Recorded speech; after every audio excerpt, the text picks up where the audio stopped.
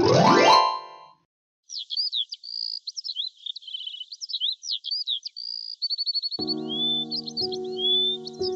নাও, বাজার করে আনো, বাড়িতে কোনো সবজি নাই। আচ্ছা ঠিক আছে, দাও। তা কি কি সবজি আনবো? তোমার যেটা খুশি, আর হ্যাঁ, তাড়াতাড়ি এসো কিন্তু, আসলে কিন্তু রান্না বসাবো। তুমি কোনো চিন্তা করো না বউ, আমি এই যাব আর এই আসবো।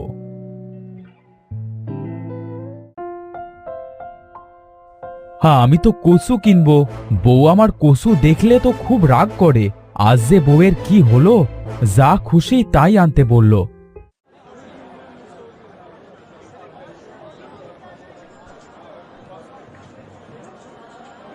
শান্ত ভাই, একটা বড় দেখে কচু দাও তো দেখি। কি গো ভাই, সেই কখন থেকে দেখছি বাজারের এই মাথা থেকে ওই মাথা ঘুরিয়ে বেড়াচ্ছ। আসলে আমি বাজারের সব থেকে বড় কচুটা খুঁজতেছি। কচু ছাড়া যে আমার ভাত খেতে ইচ্ছে করে না। এই নাও কচু। আর কত কচু খাবে ভাই? আরে মানুষ কেনে মাছ মাংস, আর তুমি শুধু কচু কেনো? বউ কিছু বলে না? প্রতিদিন এত কচু কেনো তো? সে কথা আর বলতে, জানি না আজ কচু দেখে বউ আমাকে কেমন ঝাড়ে।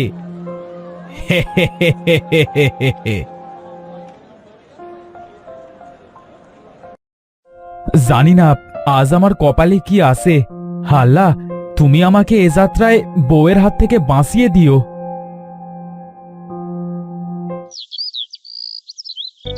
বউ, আরে ও বউ, আরে কোথায় গেলে শুনি? কি হয়েছেটা কি? গাধার মতো চেঁচাচ্ছ কেন? পোড়ামুখো মিনসে, আজ আবার কচু এনেছো? তোমার এই কচু আজ আমি ঝেঁটিয়ে পার করব।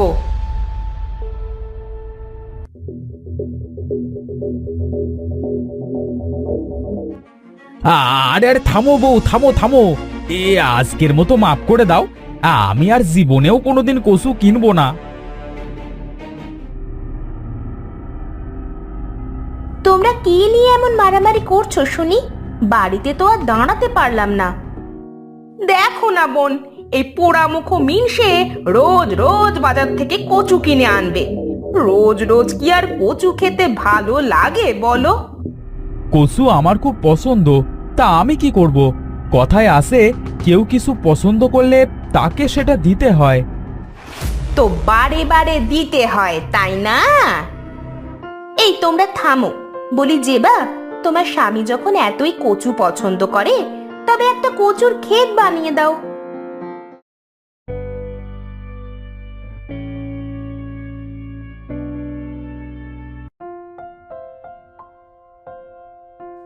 বাহ বাহ, বউটার আমার হঠাৎ কি হলো?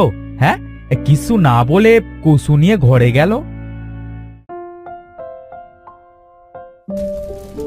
আসলে আমার স্বামীটার সাথে এমন করা ঠিক হয়নি। আমার উচিত ছিল স্বামীর পছন্দের দিকেও নজর দেওয়ার। আমাকে যে করে হোক স্বামীটার জন্য একটা কচু ক্ষেত করতেই হবে।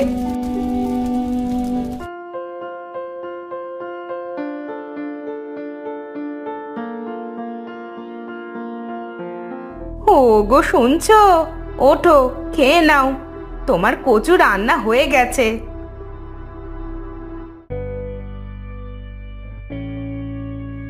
আহ, কি স্বাদ! বউ মনে হয় আজ কচুটা অনেক ভালোবেসে রান্না করেছে। খুব স্বাদ হয়েছে। ঢং বাদ দিয়ে তাড়াতাড়ি খেয়ে নাও তো দেখি। আমি মনে মনে ভেবেছি তোমার জন্য একটা কচু ক্ষেত করব আমি। তাই নাকি বউ? তাহলে তো আমার অনেক দিনের আশা এবার পূরণ হবে। সারাদিন ভাত না খেয়ে কচুই খাবো।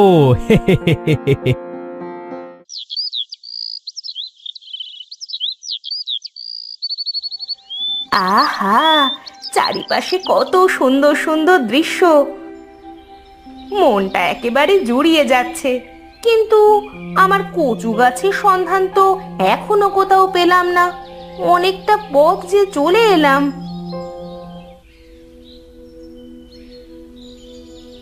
অনেক কষ্ট হয়ে গেছে, একটু জিরিয়ে নি। কচুর কি আকাল পড়লো রে এই যুগে! এখনকার সময় একটা কচু গাছ পাওয়া যাচ্ছে না। শোনো গো, ও মেয়ে, চলে যেও না, দয়া করে এদিকে একটু এসো। কে কে আমাকে এভাবে ডাকছে? আমি গো, আমি কচু গাছ।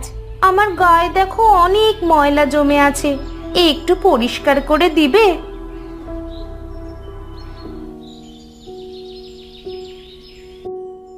হ্যাঁ হ্যাঁ, অবশ্যই দিব।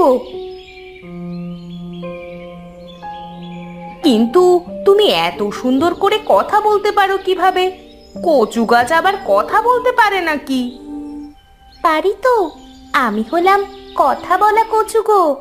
আমার কাছে অনেক শক্তি আছে। যাই হোক, তা তুমি এই অজানা পথে কি করতে এসেছো?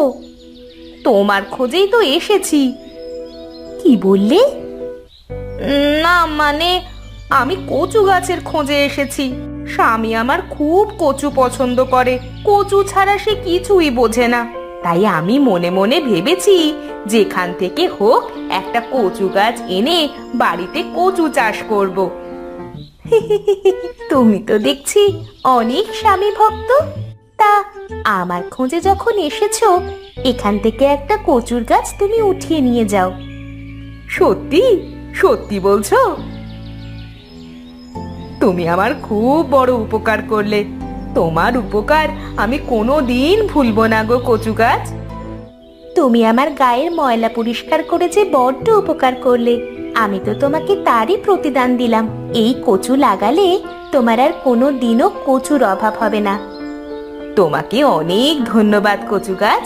তাহলে আমি এবার আসি, সন্ধে হয়ে গেল যে। আচ্ছা যাও, এই কচুটা তুমি খুব যত্ন করে লাগাবে, কেমন? ঠিক আছে।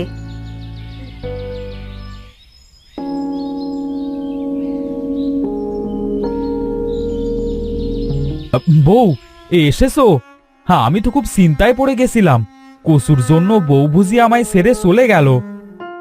আমার এই বোকা শোকা সহজ সরল স্বামীটাকে রেখে কি আমি কোথাও যেতে পারি?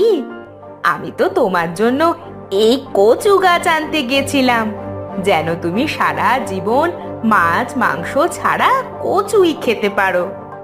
সত্যি বলছো বউ? তুমি কচুর চাষ করবে? কিন্তু তুমি এই কচু পেলে কোথায়? হ্যাঁ গো, আমি এবার তোমার জন্য কচু চাষ করব। আর এই কচু গাছটা অনেক দূর থেকে এনেছি।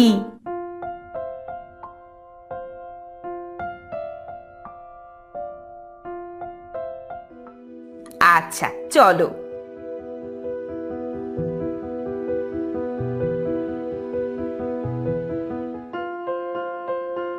এই কচুটা লাগিয়ে তো দিলাম, দেখি এবার তুমি কত কচু খেতে পারো।